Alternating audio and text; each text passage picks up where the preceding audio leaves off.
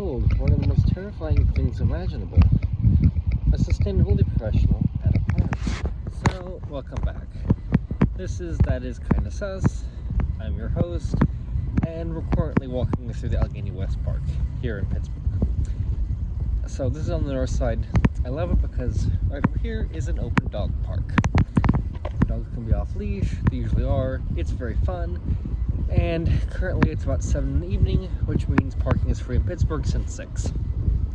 People ask why I don't go anywhere in the city.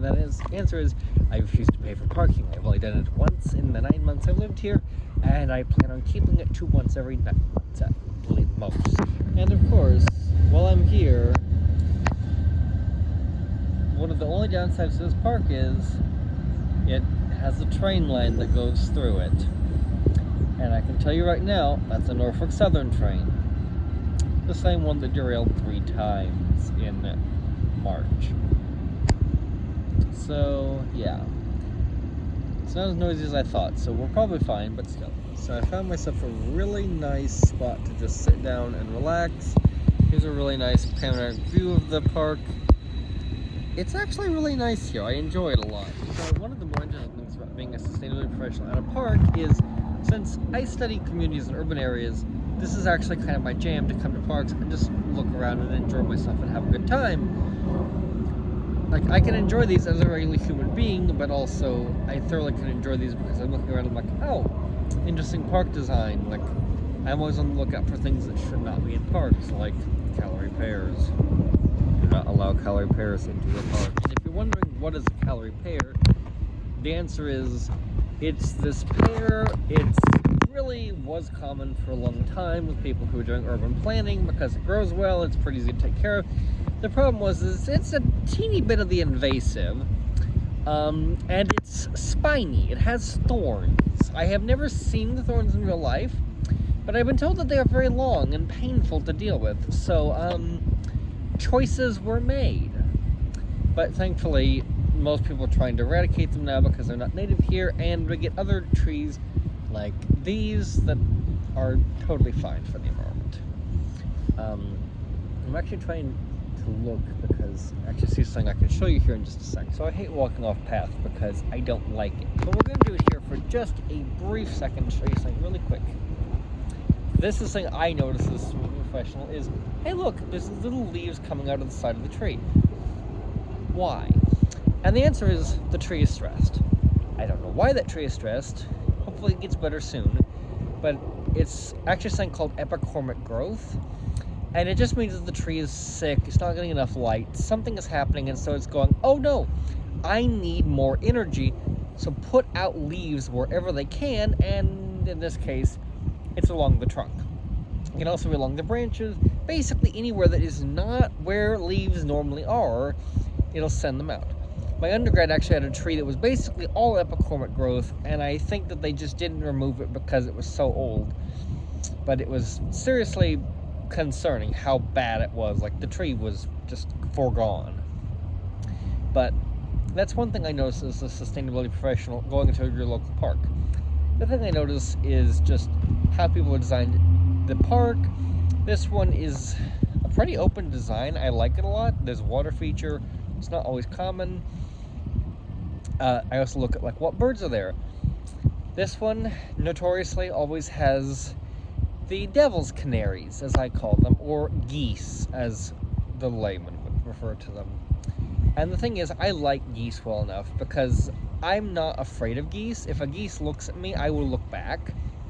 And the goose usually just turns away and goes, no, because I am a little scary about things. But yeah. There's a crow going over. The only gripe I have about this park is there is a railroad going through it. There's a rail line, rather. And there's not that many trees. It's kind of sparse. It's very sunny. Now, granted, that could be really great during the summer, but that doesn't mean that it doesn't have as much forest cover as I would like to see. Personally, I actually am forgetting what the recommended forest cover is for certain locations. I want to say I think it's like 20 or 30% is considered really good for cities, but that's been over a year and a half since I did that work, so I don't remember it at this point. And yes, one other concern about this is, and I fully understand it, but there's nothing in the water. You can't do anything in this pond, which is understandable, but also a pond without a use is kind of it. So one more thing I really like about the park is it's pretty decently sized. We're in Allegheny West Park. It actually continuously goes over to Allegheny East Park. It takes up a large area of space. It in fact takes over a large area of this neighborhood, which is Allegheny Center. And I find that really cool because it's basically just a neighborhood of parks.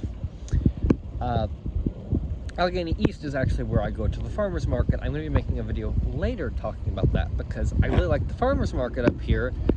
And I have been going to farmer's markets for like 2 years now, which is not super long, but like long enough I figured out how to do things fairly efficiently.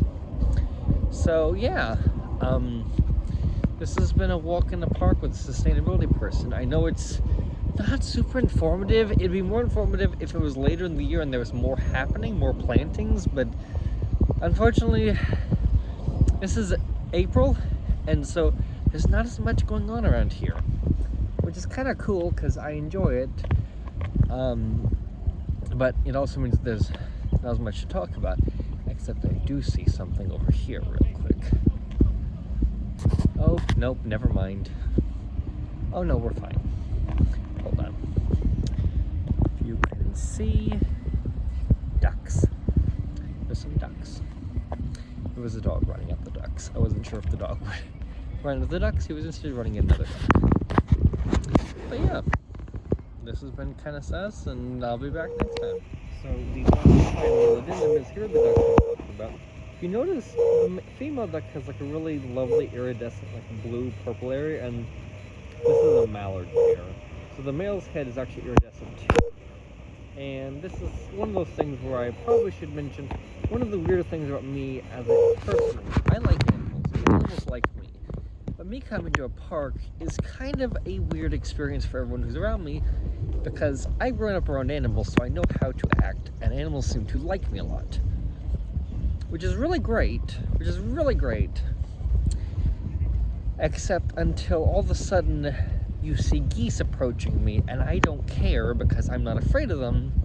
Or even scarier, that time twice during rut, me and a friend ended up in a park, in a open area rather, not really a park, surrounded by a herd of deer.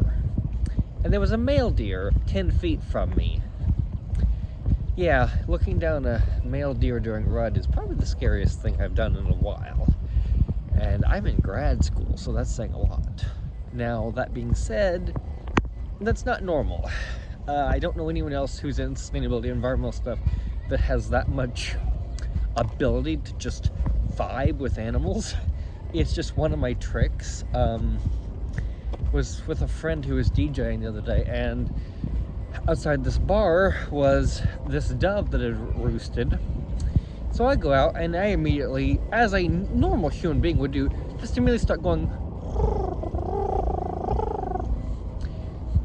because I grew up around mourning doves and my grandmother taught me how to coo, and I'm better than her at it. So I actually will just look at a dove and I'm like,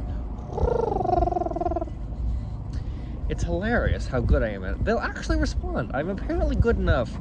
Doves actually believe me. I'm a real dove.